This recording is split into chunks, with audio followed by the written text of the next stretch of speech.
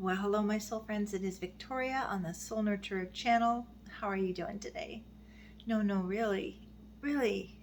How are you doing?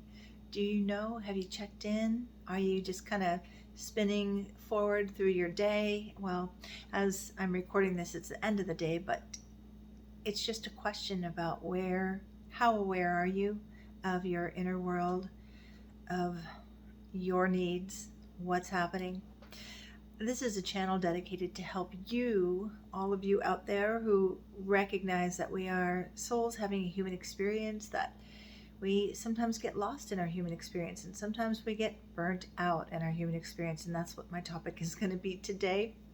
Wounded healers. And wounded healers is a topic I love in general, but I'm pairing the two, wounded healers and burnout, and why wounded healers tend to experience more burnout. And I'll tell you more about that in just a moment. But first of all, welcome to the Soul Nurture channel. If you're just kind of, clicked on and curious, I invite you to follow your curiosity, to stay with me a little bit. I love, it's like flipping a book open, a sacred book, and that's the right message. And sometimes you click on a video and it's the right person bringing the message for you. That's my wish anyway. I hope that I'm just a vehicle for healing and transformation, and that whatever I'm sharing on this video or any of my other videos meets you right where you are on your journey of transformation and unfolding and reclaiming your beautiful soul potential and nurturing that into possibilities. So welcome. Okay, so how are you doing in this earth school? How are you really doing? What are you noticing? And how often do you just pause and check in with yourself? Really, I think that is if I could give you one practice, that is to every day breathe into your body, breathe into your heart, and ask, what do I need as a soul having a human experience? And I think it's so important, right? Because I believe we're all here for significant, huge reasons.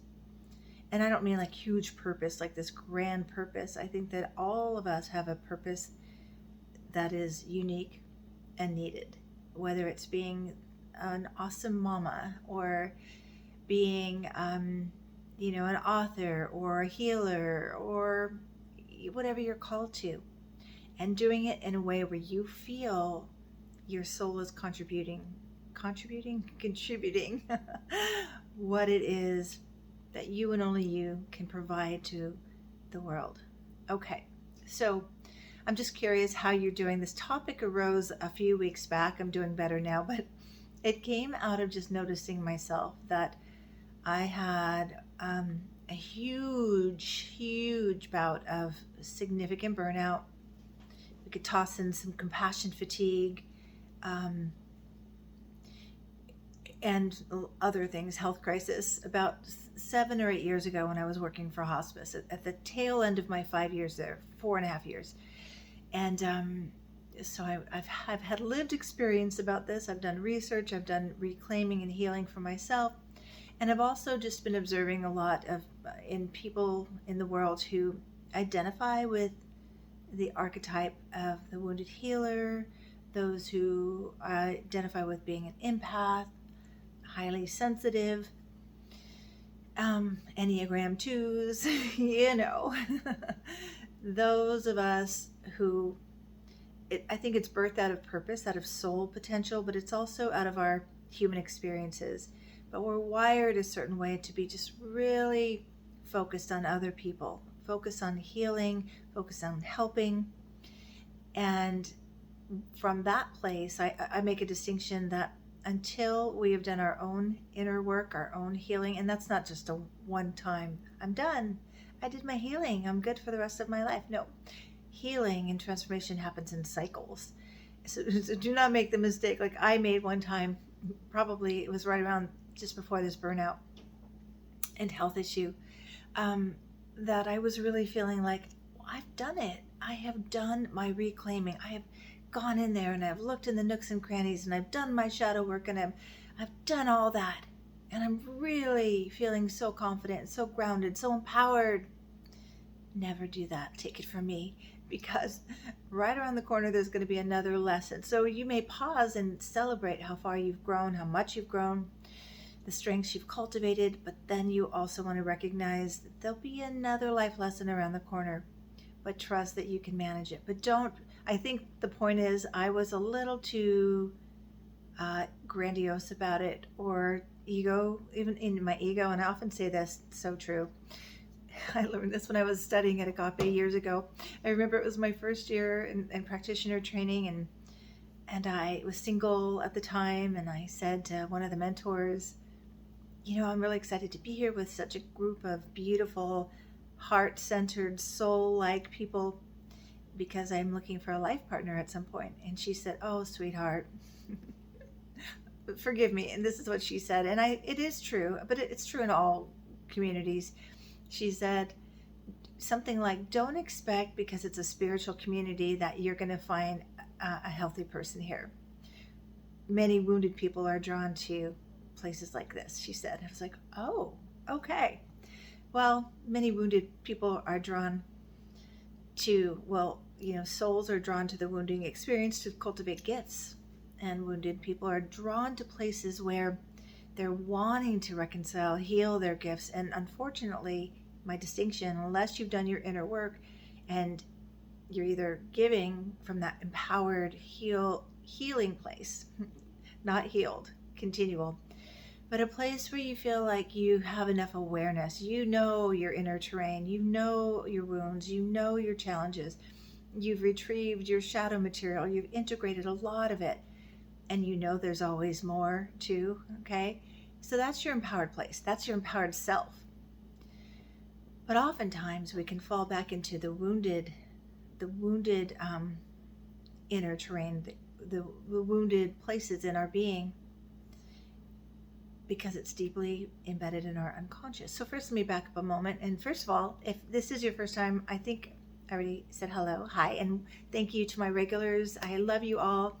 I've been a little spotty with my videos because I have been going through a little bit reminiscent of burnout, just a little bit, not as bad as 8 years ago, but just noticing, and I'll go through some of the symptoms of burnout in a moment, just noticing feeling spent, not enough energy. Of course, this also, I noticed, I was tracking it, soul tracking. I teach soul tracking. We're following our soul, having a human experience. We're noticing what's happening in our human experience that is informing us, helping us to grow and expand our potential, but also informing us what the patterns are in our human experience that are limiting us, right?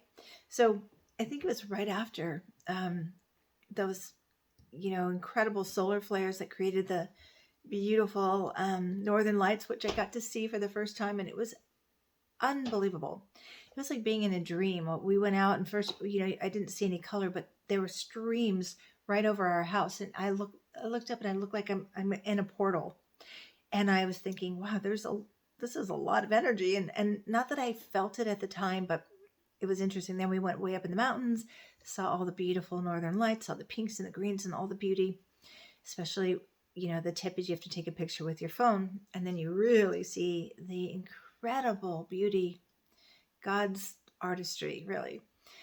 But right after that, for a number of days, I was completely fatigued. I was so undone. I was so tired. Yes, I know. I've heard it. I've heard this, and I even was saying, I think I have evolutionary flu. Evolutionary flu is what I called it, because I was tired, I was achy, I was disconnected, despondent, just all that. But some people, and I'm just not that woo-woo, I'm more of a practical Capricorn rising. Give me some research on that. But I think there is something to these growing pains collectively, for sure. Anyway, since then, I've been battling this kind of like lethargy and not feeling my normal joy, and like, oh, I really want to do that. I'm just kind of really in this still place. So curious if anybody else has been feeling like that. But so let's back up, and I want to talk about self-care and drinking water when you need it. I'll get into the tips in a minute. Wounded healer, it's a term coined by Carl Jung. And in a nutshell, I always laugh at that saying, in a nutshell. I don't know if it's okay. Center, Victoria.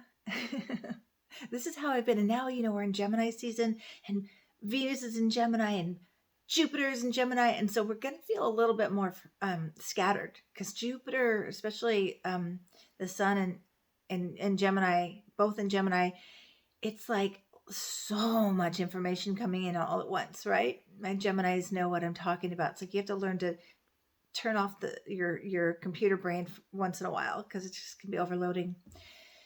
So I'll try to stay focused here and not so scattered. But wounded healer, and traditionally you can study it from Carl Jung's work. It's kind of got in popular lexicon now, but my experience with wounded healer is, yes, our soul, I do believe, chooses the experiences we're going to have for the purpose of cultivating and emerging our unique gifts and purpose. And that is to say, I'm not saying we are it's like, I don't like that saying, everything happens for a reason. Everything happens, we find the reason, right? We work with it so it can unfold our journey in the direction of our possibilities. Okay, so for me, a wounded healer is, yes, in the earth school, in our human experience, we encounter difficulties. We have trauma, we have abandonment, neglect. Yes, we are victimized by life. And then we go about doing our healing, so we're no longer victims. We become,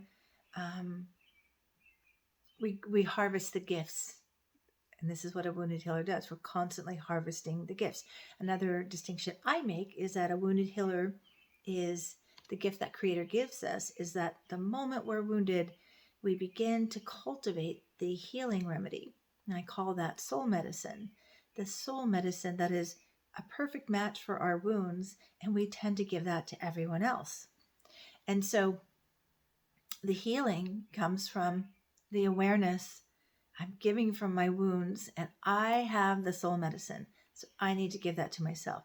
Now, the challenge is that when we are holding space in a very profound way, and it can be like, I hate this analogy, but it's what's coming, the frog in the pot. You put a frog in a boiling pot of water, it's going to jump out. But if you put a frog in, lukewarm room temperature water, it'll sit there, and you can slowly turn up the heat, and it does not jump out. To me, that is how burnout happens.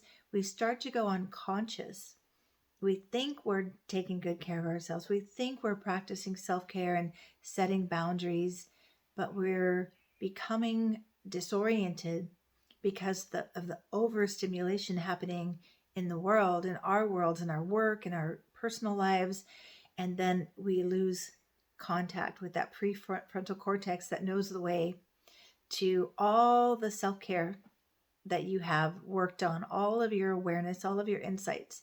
You kind of lose touch with that, right? So that distinction, and you can just ask yourself this every day, am I working from my empowered self, or have I slipped back into my wounded self? You'll know when you're in your wounded self, which is going to lead you to burnout. When you are in that unconscious patterning, you're in your wound of codependency, or and this is all unconscious, right? Until you bring it to the consciousness, as Jung would say. The patterning around your wounds, codependency, people pleasing, overriding your own needs, blurring boundaries, neglecting your own agreements for self-care, neglecting yourself. And all of these lead to burnout. So I do want to make this distinction between the difference. I mean, they seem so similar, they feel so similar, but there's a difference between compassion fatigue and burnout. Compassion fatigue comes from those who work with people, victims of trauma or really highly emotional material. And, I think personally we're all feeling compassion fatigue right now with what's happening in the world, and when you start to notice you're moving from empowered place where you feel grounded, you feel centered, you feel in the flow with life, and you're taking care of yourself and there's a good balance, then you're good. But if you start to feel lopsided and you're feeling resentful, you're feeling extremely tired, your wounds, you're more triggerable. I keep saying triggerable. I think that's my new word, because we are in a highly triggered time. People are getting triggered. Yes, we're getting triggered for our wounds to be revealed so that we can heal them, take more responsibility for them. When we're triggered, it's always on us. That's us. That's our work. But if you're constantly being triggered, you're going to be constantly, dysregulated and overwhelmed. So you need to be mindful, set those boundaries. So, okay, so I want to just say, signs that you are a wounded healer. Let's do that. I know I'm so thirsty right now, and because it's the end of my day and I didn't drink enough water. So drink some water with me. Cheers. Okay. So signs that you are a wounded healer. Do you relate to that? When I say that, usually there's a resonance. But here are some indicators you may be a wounded healer. You've had personal experience with trauma or suffering. There's some past pain in your history, the wounds where you personally experienced significant emotional or physical trauma, loss, or suffering. And you have undergone a journey of recovering and healing, and self-discovery to learn from the past, to, again, I call it harvesting the gifts from your wounds so that you have your soul medicine, not just for you, but for others, but always for you. So this is where wounded healers get a little off track, because they've cultivated all this soul medicine and we're just giving it to everyone else. And I myself am guilty of this. And this is where this term came to me probably about, 20 year ago. No, it was before I moved to Washington. It was 23 years ago. I literally was working with a client in clinic, and I literally heard like somebody standing here whispering in my ear, "When will you take your own advice?" And I was like, "Hey, I'm working here."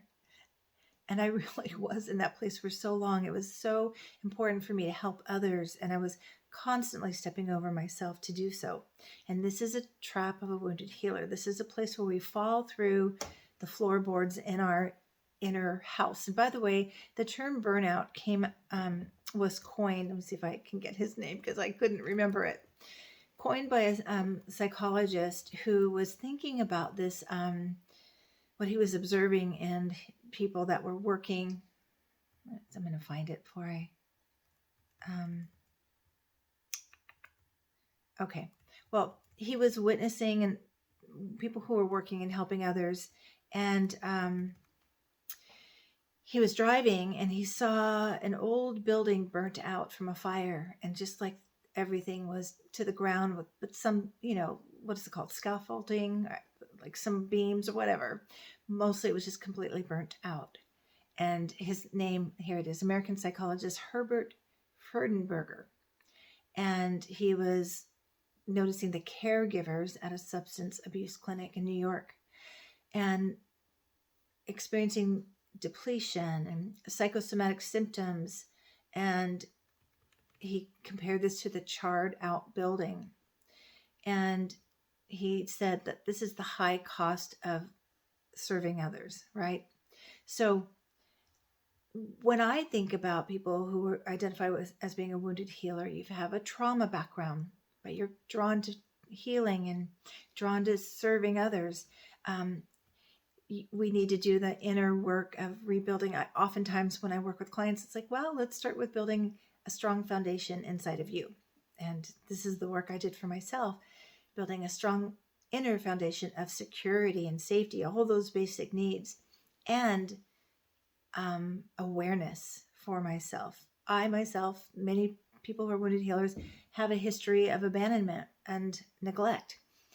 That is when I know I'm in my wounded place, when I begin to neglect myself. I'm not up on my self-care. I'm not doing my morning ritual. I'm not doing my nightly ritual. I'm off kilter, right? Okay, so back to signs that you may be a wounded healer. I have a few more here. Okay, this is, yes. Comment if you relate to any of these, by the way, if you relate, what you notice about yourself. You have strong empathy. You feel a profound sense of empathy for others, deep compassion. You really feel their suffering and their pain. And you often feel deeply affected by the stories and struggles of those you're helping. So this is a sign you're a wounded healer.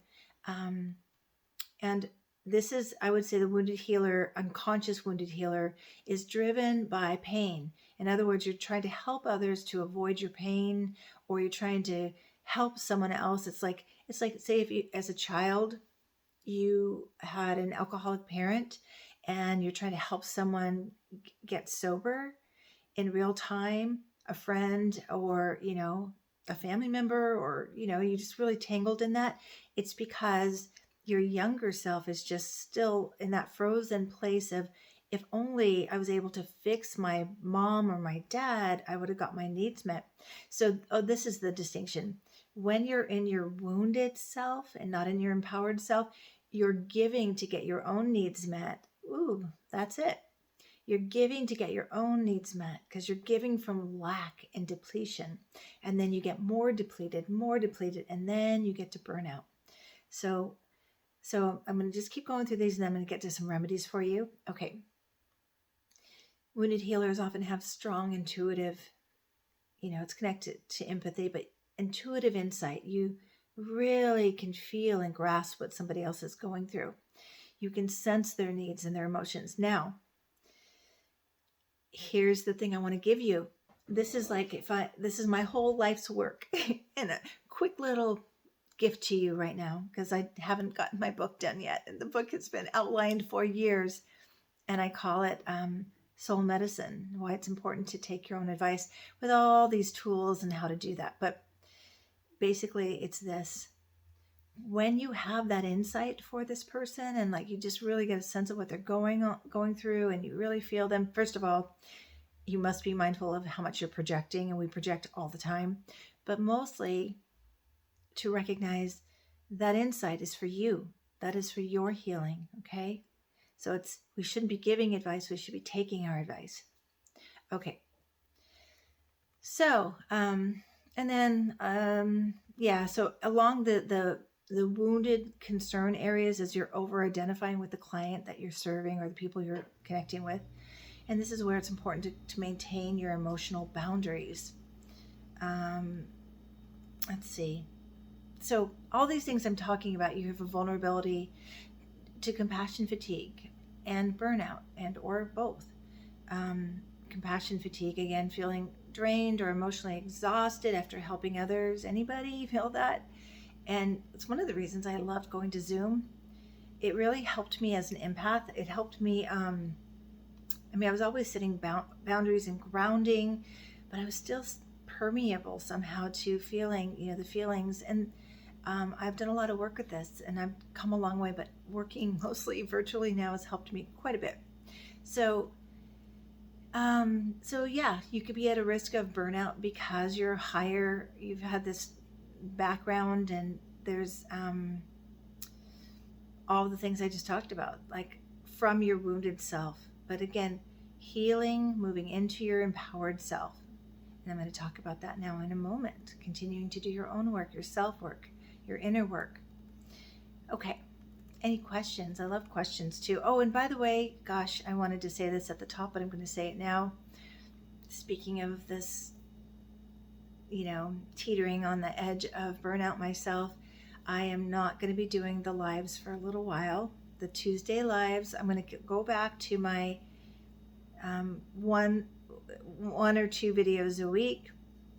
Once a week I'll do a transformational, soul nurturing, hopefully, video, and then something with astrology, which I love to share as kind of soul guidance for all of us. So For now, I'm going to put a pause on those Tuesday lives. I'm kind of wanting to reflect on how I can improve this channel where I show up and I'm supporting you, but I'm also feeling fed by it. So I'm on the edge of not, so I have to put a pause on it.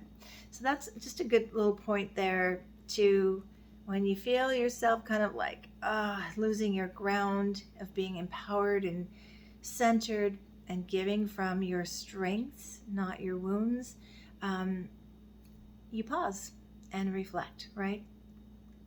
Okay, so I talked about the wounded healer already, and let's see, did all that.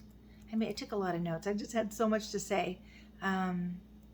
Okay, so let's talk about, some things that you can do to just really make sure that you're taking care of yourself. This is really, really key. To really every day check in. How is your energy? How are you feeling? What needs are not getting met, and how can you meet them? If you're supporting others and your own needs are not being met and you're feeling depleted and the well that you're giving from is empty, I don't say just your cup is empty. Your well is important to refill, restore, replenish, find ways to do that. And know when you need to tap out. I know that when I worked at hospice, just watching all the nurses and all of us, even myself, I walked in there thinking, hey, I could offer such great support here, because I was teaching self-care. I was doing workshops on this already, and we did twice a month for the nurses. I facilitated a self-care, checking in, doing all the things. And then I think it was my third year in, I was the frog in the pot. And I remember saying there needs to be a monitor in places like this, people who work at hospitals or hospice, and somebody who holds the high watch when we start to lose our place as practitioners to say, tap out for a little bit, and that's what I was trying to do with my self-care offering to the nurses and everybody. But I found myself losing myself, because here it is. When you're in familiar territory, you're wounded healer and you're supporting others. Like for me, I was working as a grief counselor, and what I wasn't aware of unconsciously, I suffered two big major losses when I was young. My dad died when I was 9. My mom died when I was 17. And grief, another thing is grief is a continual process. There are different places in your life that it meets you again fresh, because you've got to go deeper with it. And there I was, working with women or men too, whose parents just died, and they're, the clients like in their 60s. And I'm starting to feel like, what would that have been like to have my mom that long? And so there was a new grief arriving that, oh yeah, there's grief here with me. So we're drawn to help others where we've been most wounded, and we need to stay very on high awareness where we're giving from our gifts. But when you start to feel it in your body, you're feeling drained, you're feeling resentful, you're feeling like you're giving from obligation rather from joy, this is the precipice of burnout. So needing to have that work-life balance, self-care balance. One of the things I started when I was working for hospice, I want to teach you, I teach my clients, is I would feel guilty if I took time for myself, because there was always more people to help, had a huge caseload. And so I started to write in as a meeting my self-care. So if someone were to say, for instance, I was going to go, instead of lunch, I'd go to the gym, and say my superior would say, hey, want to have a meeting on Tuesday at 1 o'clock, and we're going to talk about blah, blah, blah. And I'd say, oh, I already have a meeting at that time. And it was my way to get out of the guilt, say, no, my time with myself for restoration is just as important as that meeting. I needed to make sure I was refilling my well. So time for reflection and self-awareness. If you're in a high stressed position, or you're a practitioner and you're supporting a lot of people, you need to review at the end of the day. Make sure you're not carrying anybody home with you. And also what became active in you and doing your work with others. So you need to do that.